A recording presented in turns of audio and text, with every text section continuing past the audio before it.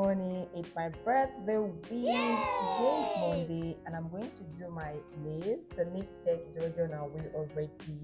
By tomorrow Tuesday will be for my eyelash and also my hair making. The next day, which is on Wednesday, I'm going to do my photo shoot, and my birthday is on February 14th, which is on Saturday here. Yeah, so I need to prep ahead before then. I need to look good before then. You know what it is. So guys, that's basically what I'll be doing today. So let's go to my nail technician and I'm going to show you guys the nails when I'm done. So without further ado, let's just get into the video.